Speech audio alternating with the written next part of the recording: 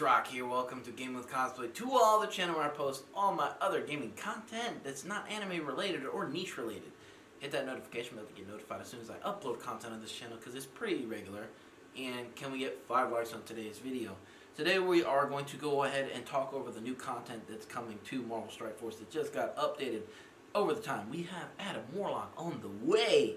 We also got a buff on Gamora, so that's going to be pretty awesome. We have a thank you here, which I'm almost complete with. I've been consecutively logging in without missing a day.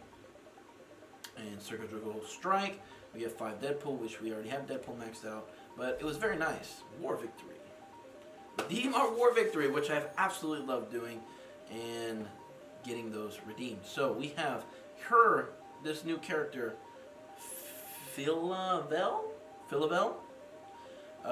And her partner Moondragon help form the Infinity Watch with Philavel's Quantum Sword crushing enemies and bolstering the team's defense.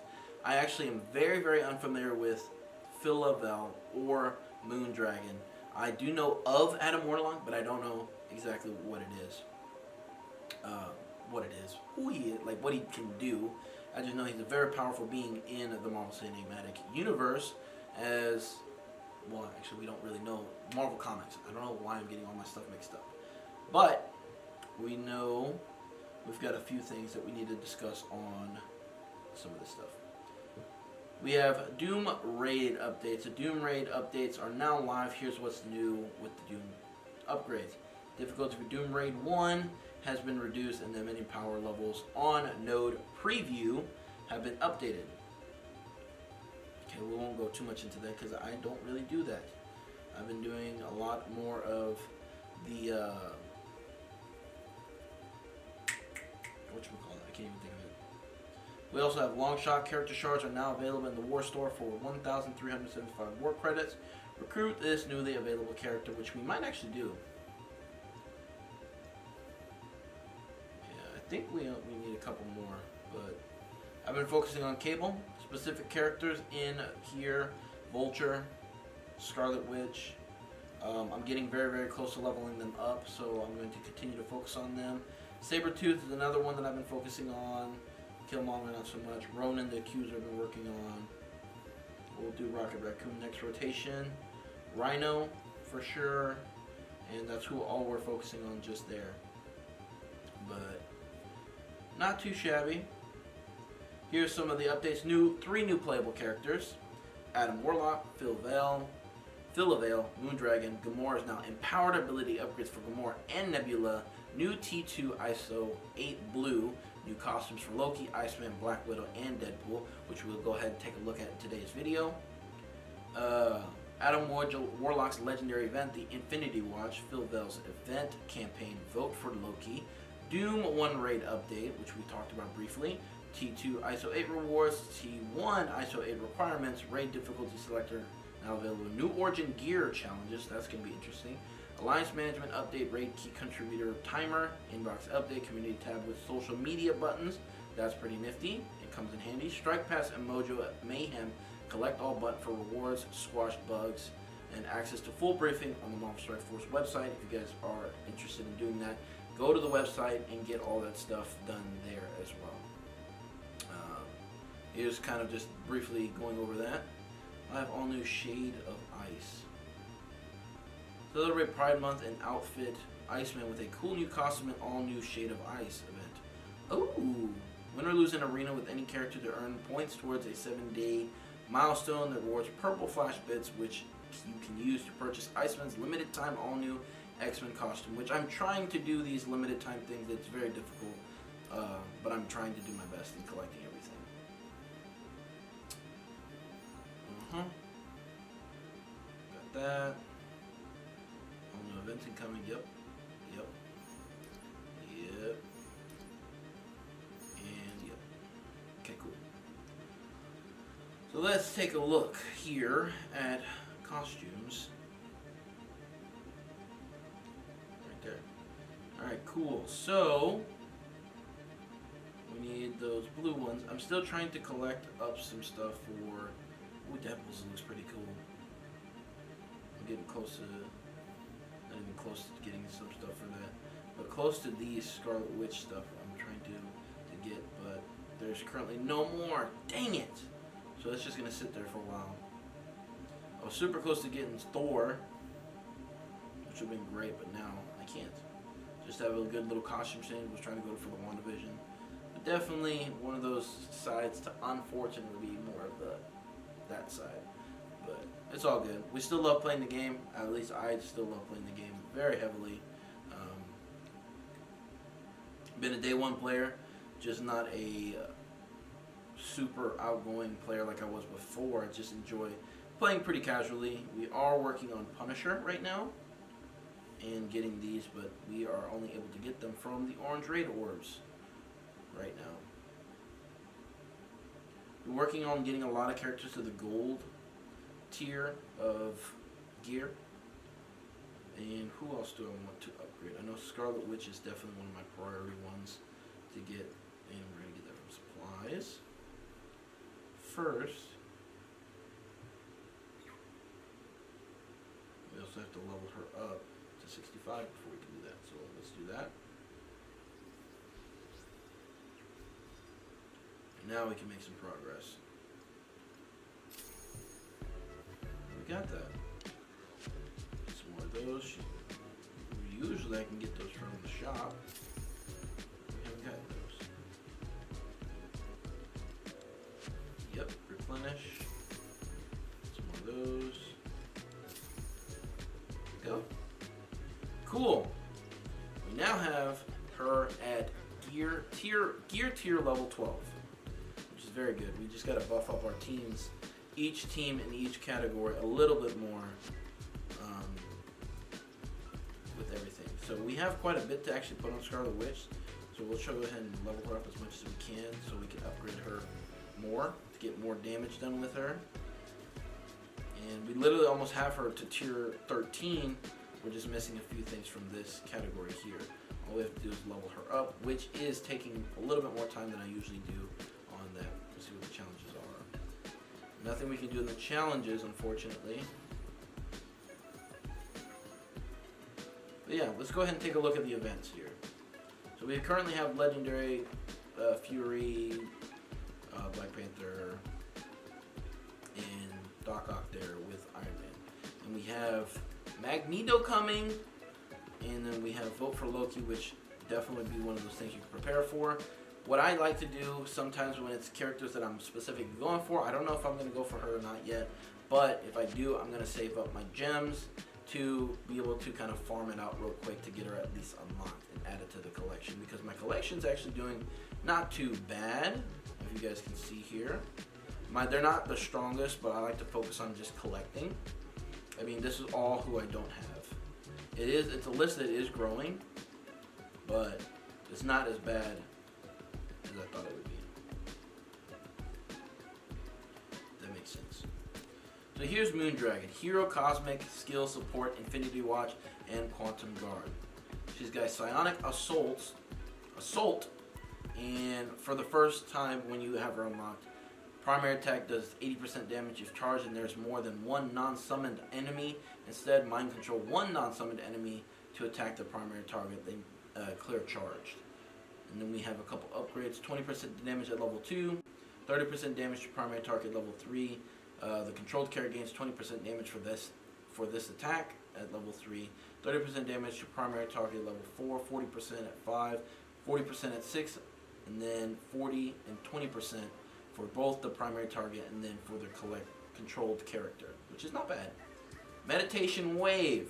A primary target is a protector with immunity.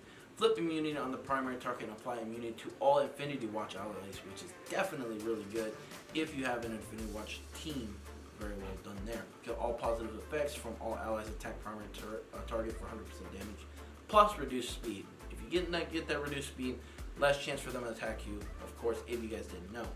30% damage at level 2, 30% damage to primary target, and apply slow at level 3. Definitely slow is really good there. 40% damage to primary target, reduce speed bar of primary target by 20%, good there. 40% damage to primary target, and then 10% healing, which is definitely something that can be beneficial when you have a team that doesn't have, or a team to heal up while you're doing some damage. Definitely very beneficial there. 40% damage to primary target, apply slow to primary target for 2 turns on level 6 and level 7. 40% damage to primary target, reduced speed bar for an additional 20% there. Telepathic Burst. Heal all allies for 15% of the character's max health. Attack all enemies for 100% damage. So you get 100% damage plus 15% heal to all.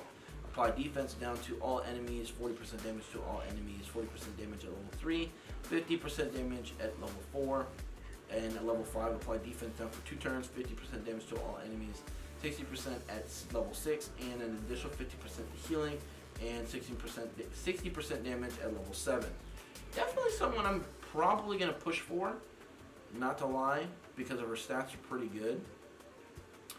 And then here, Metric Slash, attack primary target for 80%, chain to one target with 2 spaces of previous target for 80% damage. Okay, interesting. 20% damage to primary and secondary targets, apply offense down. Okay, 20% damage to primary and secondary. 40% damage to primary and secondary targets, apply offense down to secondary target. 40% at level 5, 40% at level 6, 60% at level 7, and apply defense or offense down for 2 turns to primary target. Quantum Cutter, attack primary and adjacent targets for 100% damage. 50% damage to primary and secondary, plus bury yourself and all allies for 10% of their character's health. So you get that little defense right there. Definitely like the sight of that. 10% piercing to primary and secondary target if Adam Warlock is an ally. Bury yourself and all Infinity Watch allies for an additional 10% of this character's max health. Definitely cool there. Cure all negative effects from self and all Infinity Watch allies. Cure 2 random negative effects from all other allies. 50% damage to primary and secondary target. So characters like the mutants and the symbiotes that do a lot of that kind of stuff would definitely come in handy to kind of fight off with that. 50% damage to primary and secondary, 50% at level 6, and 50 and 10% piercing on level 7. Attack primary target for 100% damage, apply offense down. Definitely one of the characters that's going to be your...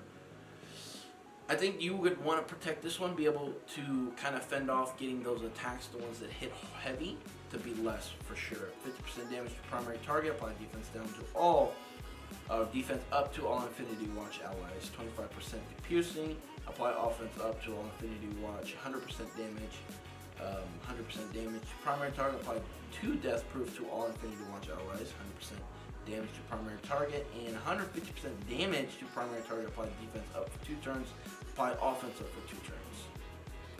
There is your buff dealer right there. On spawn, apply defense up to self and all Infinity Watch allies. When this character or any Infinity Watch ally drops below 50% max health, apply death proof to that character. Allies gain 10% only if it's Infinity Watch. Lower enemy critical chance by 5% while this character does not have ability block. 10% damage for self, increase drain by 15% for all, or for self or an Infinity Watch allies with death proof. On spawn, now at level 4, its defense up for 2 turns, 10% damage for Infinity Watch allies, lower enemy critical chance. And level 5, increase drain by 25% for self or Infinity Watch allies, death proof 10% damage for self and all Infinity Watch members. So definitely a buff queen right there. And we have Adam Warlock. Soul Mage Assault. Attack primary target for 9% damage. Prolong the duration of all negative effects, excluding ability block and stun by 1. So that be able to do that.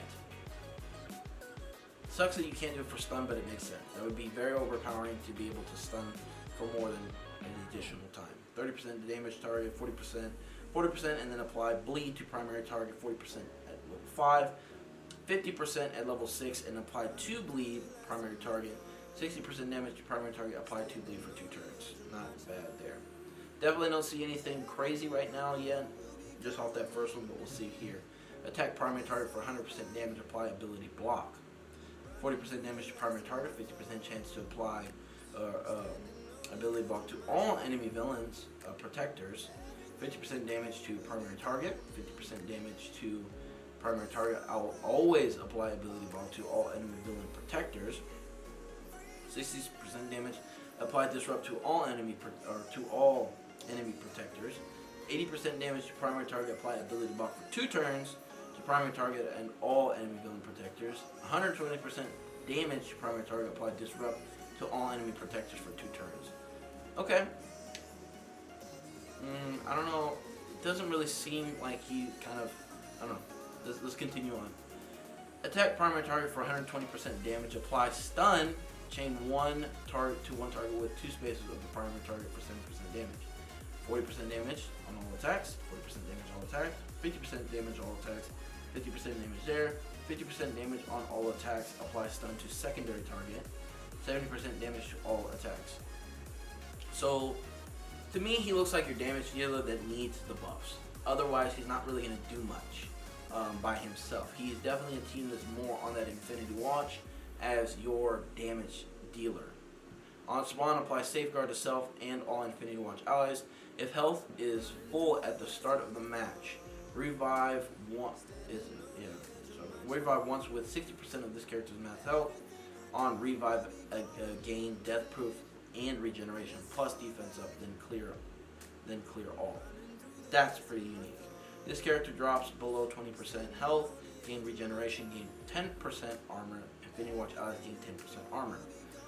On spawn, apply immunity to self and all Infinity Watch allies when this character drops below 20% health, gain safeguard, gain 10% max health for self and all Infinity Watch allies. Lower damage by 10% for all enemies, gain 20% armor for self and all Infinity Watch members. When this character drops below 20% health, now you gain 2 deflect, gain 10% max health for self and all Infinity Watch allies.